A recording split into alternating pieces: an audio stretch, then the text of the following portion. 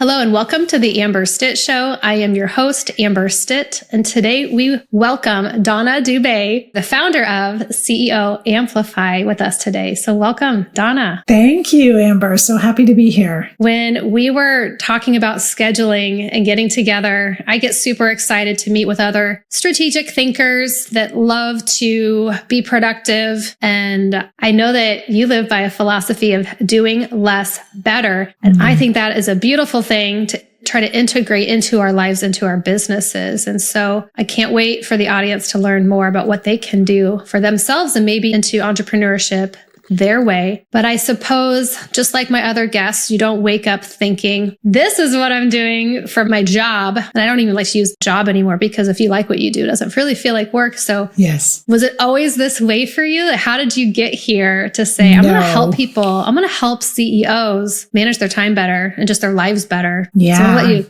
take the mic there, if you don't mind. Sure. Sounds good. Definitely, this has not always been the way, and certainly not always been my philosophy. So like many entrepreneurs, I started, my life journey is windy and twisty, not straight and narrow. But when I started my business, I really enjoyed what I was doing. And I would have to admit, I worked 24/7 doing all the things, right? Solopreneurs, we're talking to you. Yes. I didn't have a team, so I was doing everything. And as I was learning and growing, I was doing whatever was out there, whatever guru I was following was telling me to do. I was also trying to implement all the things. All the things. And while I enjoyed it, I could tell there was some lapse. So my family were like, Mom, you're not present anymore. Mom, can we do that? We used to do this, Mom, but there's no time, right? And finally, it really came down to my husband saying, something's going to break and something needs to change here. And I didn't really like to hear that, to be honest with you, because I was doing fine. Yeah. You should be happy. Look, I'm producing for the family. I know it's tough. Exactly. Right. And so that's when I really had to take a step back and really review and reflect and say, okay, how can I grow this business without me going insane or a burnout or some bigger issue Still feels happening. insane some days, I'm sure. It sure does. Yes. So that's when I really had to learn, okay, I need to really value my time as CEO and founder and what I'm doing with that time, right? Because the truth is, we all have the same 24 hours in a day, right? Can't change that, can't add more to it. So we really have to look at what are we doing? And as leader, I need to be doing the things that move the business forward. And many times I'm stuck in the day-to-day things. Do those day-to-day things have to happen? Yes, they do for most of the time, right? But there's kind of 3 areas we can put a lot of those day-to-day things into. 1, delegate. If we can't have someone we can delegate to. And again, we can get into that, but it doesn't have to be a full-time person. I can delegate to somebody that works 5 hours a week for me. Yes. Right? 2, automate. There are so many tools and so many tricks and tips we can use to help automate things without them feeling inhuman to our customers. And then 3, stop. And that one was hard for me because I can't stop these things because this thought leader and that thought leader are doing it. I should do it. Walk away. I can't. Right. I have to be connected. Right. And so really looking at those things to say, I'm doing this thing, but it's not actually bringing me a return on investment. I'm looking at the data. There's nothing here that's helping my business grow. So I need to pause that and put my effort into something that is. Okay, lots of juicy stuff here. So pathways of peak performance is where you take pathways that are your own, and sometimes you're on one and it merges to the next thing. And so that's important, especially when I talk with younger people, because I want them to know you get out of college, you might not know what your main thing is until you get into some things, and then you can take different paths. So I love that you say that. But yet it's kind of like the balloon that floats up. I talk about leaders and entrepreneurs can be kind of like little balloons of ideas, and they just go, go, go. Come back to home base, got to pull it back. And if your people are talking to you about that, and I noticed that recently with my daughter, was not going to all the daycare events. And then I noticed on a video my friend took of this circle for 30 minutes where they walked in a circle and they were just, having a blast with this parade. And I wasn't there, and I could see my daughter looking around for me in that video content. And I was like, okay, that is where things have to be really dialed in. So when you're talking about your philosophies on that, it's like, you only get to do this once. And our spouses too, like we talk about the kids, you only get to do this once with the kids, but they're still there too. They need things from us. eye contact, but then you say stop. And it's sometimes like if it's not moving the needle forward or like batching your time sometimes, like I will only work on certain things with both of my screens in quiet time. Otherwise, you're halfway present. How productive are you really? And then you're more prone to errors. And so kind of goes back to being super accountable to yourself is, it's hard to kind of get out of that founder, CEO brain sometimes. And working in the business, you can scale so many ways now. And do you want to talk about scaling and what you mean? 'Cause that's a buzzword and I didn't really know what that meant until you start delegating to even contractors. So do you want to talk about how that's worked for you? Yeah, for sure. So it's really going from that solopreneur to, okay, now I'm CEO hat. And most of the time in my day is spent on that visionary, on that leader, on those types of things, growth level tasks that help move our business forward, right? So if we look at all the time we have in the week to spend on our business, a good portion of that needs to be in those growth level tasks. So things like partnerships, things like networking,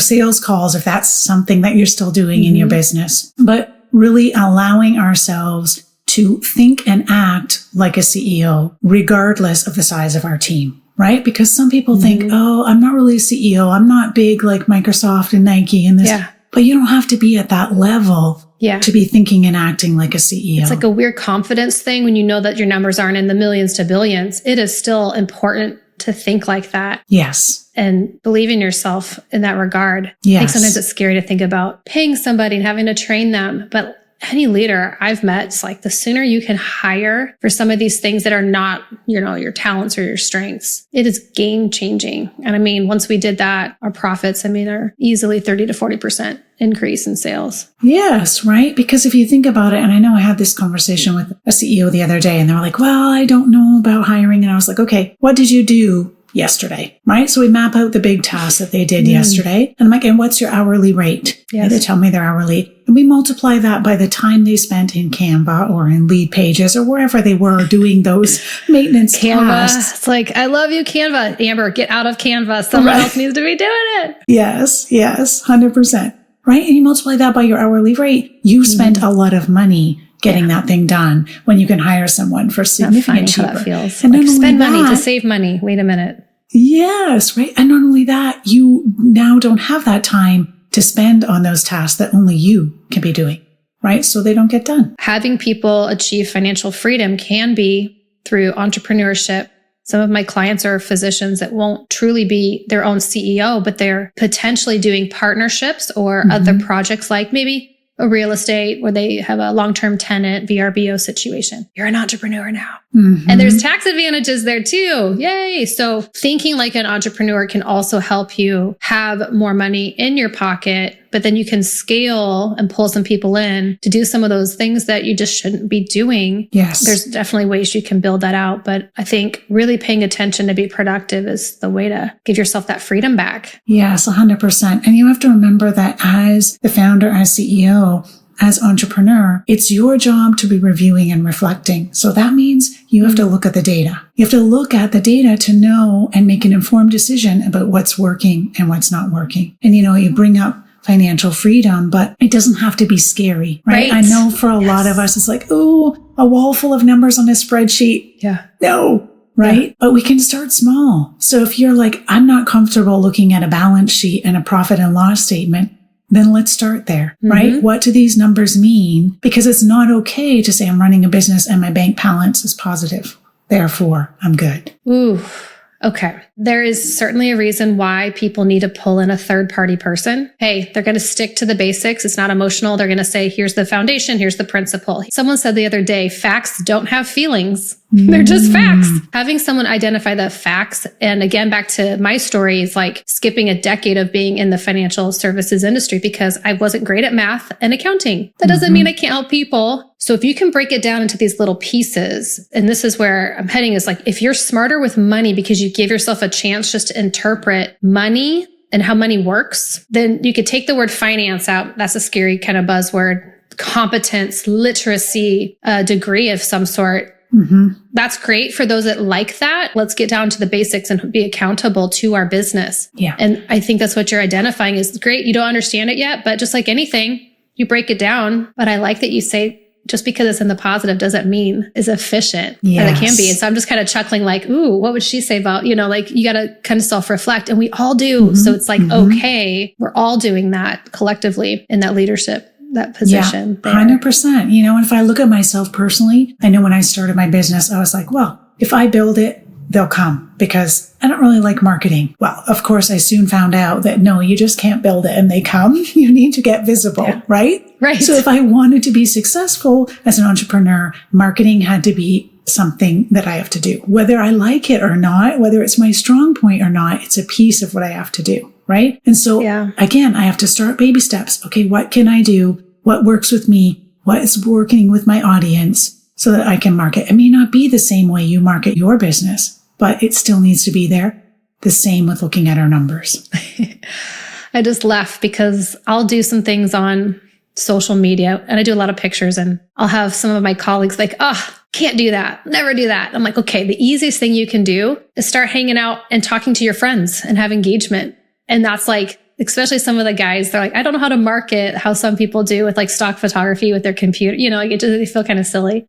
Start commenting on your friends, or whatever it might be, but have a voice out there that shows authority. And then you're having fun with your friends and colleagues, building that community. There's business that can come from that. Strategic partnerships are a huge part of where people that are very successful and have a lot of wealth, they do have a lot of other partnerships going on. I'm pretty lucky to be able to talk with you about talents, strengths, and weaknesses. And I personally am biased because I'm Gallup certified, so Gallup Strength Finders, but I've also done a ton of other assessments. So I'm kind of curious how you work with clients. Like, what are your favorite assessments? Because I think they're all good and they're all purposeful in different ways. What do you tend to use to help people figure out what to be doing, what to delegate out? Yes. So there's two that I really like, the Kolby A Index and the DISC.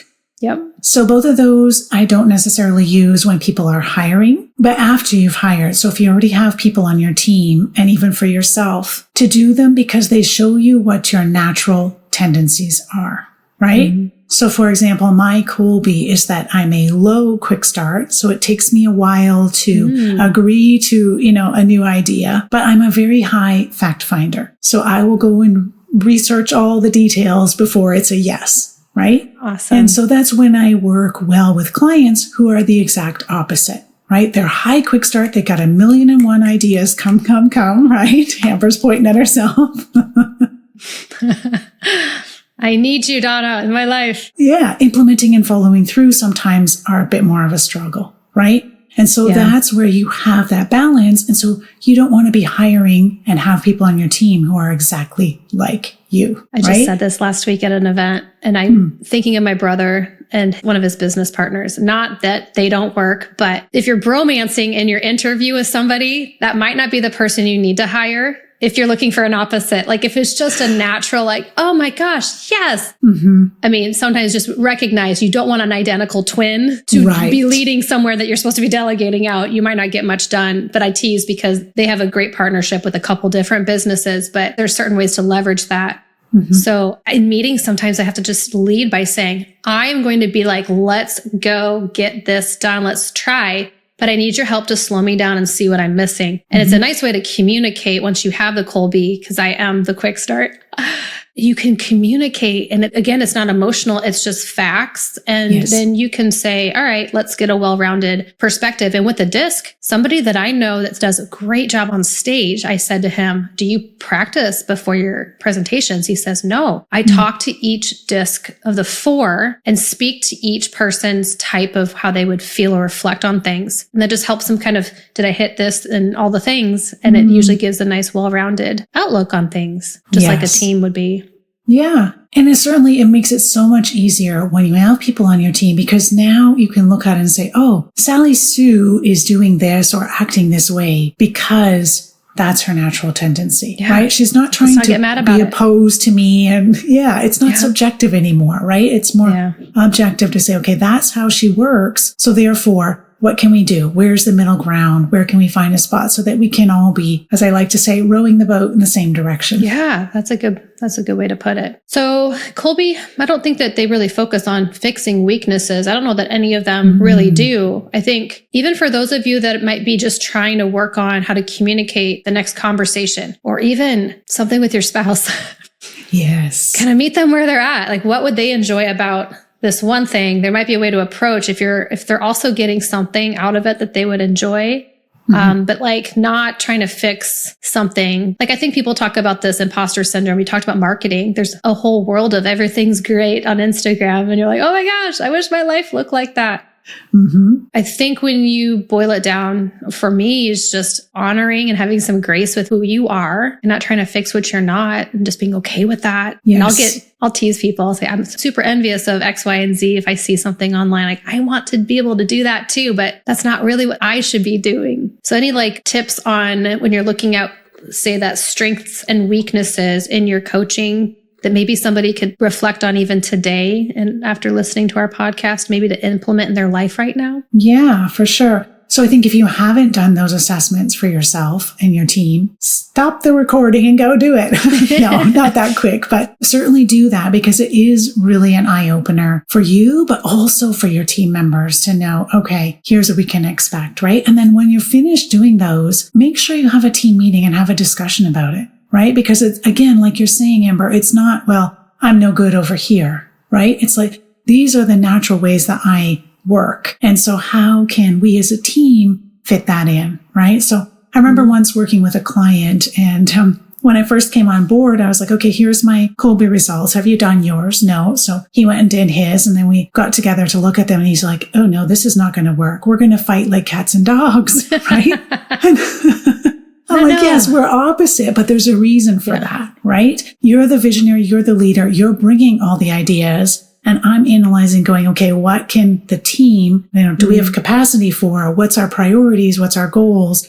And then let's map that out so that we can actually succeed, right? Because what he was finding before was that he had a lot of good ideas, he was throwing them out there, but the team was jumping to every new idea without finishing the ones before. Yeah.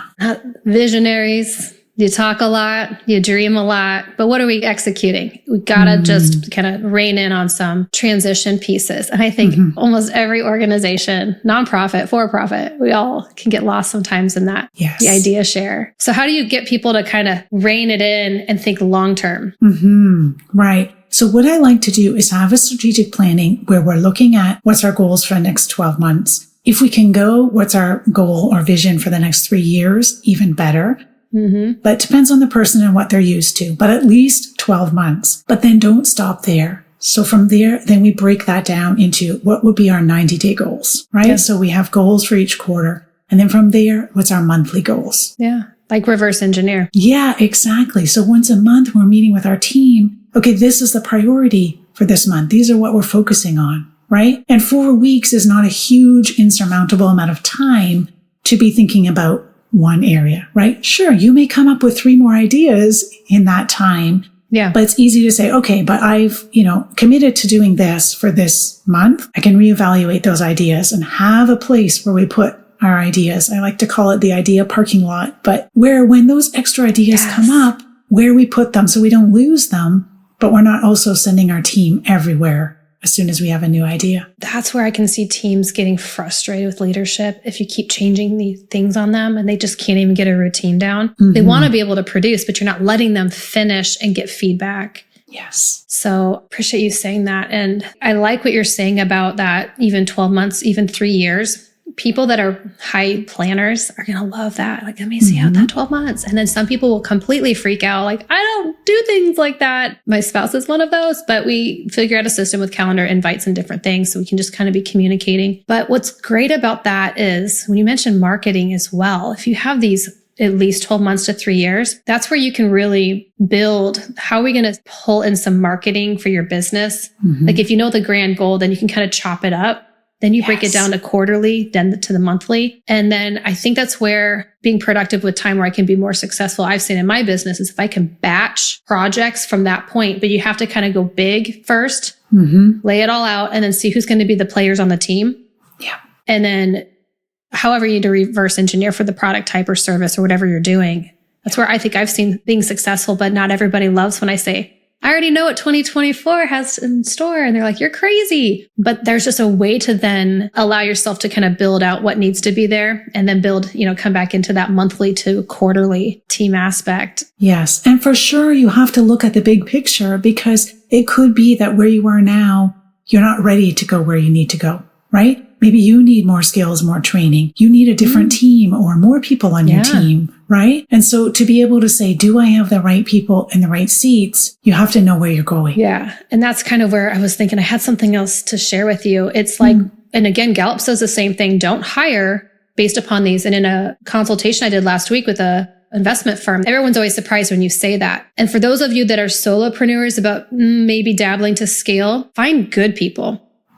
Find good people, get their assessment and go, what can we create and curate for them? Yes. And then you can delegate out based upon what they like to do. And it's a win for everybody. There's not always every task is amazing for different personality types, but that is why we've been, successful is like, find the good people. You can build a position. And that's just like in financial services. A lot of things are antiquated, outdated. We don't have to do it like the way we've always done it. Like obviously for compliance reasons and legal reasons, you do things. But no, when it comes to building out teams and letting people succeed, and it's almost like you don't want to be the smartest one in the room. You want to be finding these great people and plugging them in where they need to go. So yeah. And I think a big part of, at least in the online world, a big part of people that they miss when they're hiring is it's like, okay, I'm swamped. I got no time. I need to hire fast, right? And they haven't taken the time to really look at what kind of skills do I need this person to do? Right. But more importantly, what are my values? And did I put my values out there when I put out the job description? So then I'm hiring someone who's in alignment with what my values are. Because the truth of the matter is I can teach them to do, click this button and do that skill, right? I can't teach values. Ooh, it's possible. We almost go into this. I'm posting a job, placement ad, and we almost go opposite of who we really are when we're writing it. Be more real. And that's again, like if you're building out this 12-month plus, there's no fire drills. You can naturally find the good people and then fold them in. So you're not doing things last minute. Yeah. And that's just like, you can ease in and train for that and not feel like you're scrambling. And so that's what's nice about the world now. You can find people that can contract in by project. And it's really helpful for people. And it doesn't have to be just where you live. It can be a global. Yes. And I have 2 contractors that don't even live in the US. And so they're just central time zone, just a lot more south than I, and it works great. And we chat when we can. Otherwise we use like Asana for, I know people use Trello and some other things for projects, and they've been wonderful and have just leveled up my business. And then some are in the States for me. So I know you have so much to share with people as far as different, I guess I want to call them takeaways. You have your website, CEO. I'll have you share, where do people find you? Yeah. CEOamplify.ca is my website. And when you go there, if you'd like to, you can download a PDF, which walks you through a CEO Power Hour, which is that CEO date with yourself. Yes. A 1-hour recurring meeting that's non-negotiable to help you really, figure out what your priorities are and how to move forward for success for the next week. You also have a podcast, right? I do. Yeah. CEO Amplify as well, it's called. So you can hop over there. One of my favorite episodes there is writing your job description as a visionary leader. So yeah, you can check that out. Okay. I like that. So for the Pathways audience, lots of things to do heading into the 24, goals for 24. It's like almost like we're not building resolutions. You do the Power Hour, you figure out what you're going to integrate for yourself. It's not about like setting resolutions. It's setting your framework basically. Yes, exactly. And it's a habit that you're going to continue, right? It's not a one-time done. All right. Well, I can't wait to hear more from you. And I will be seeing you online as well, because we're not super close, but that's okay. Yes. And thank you so much for being here. And I know that the audience is going to love your takeaways there. Thanks so much. Thank you.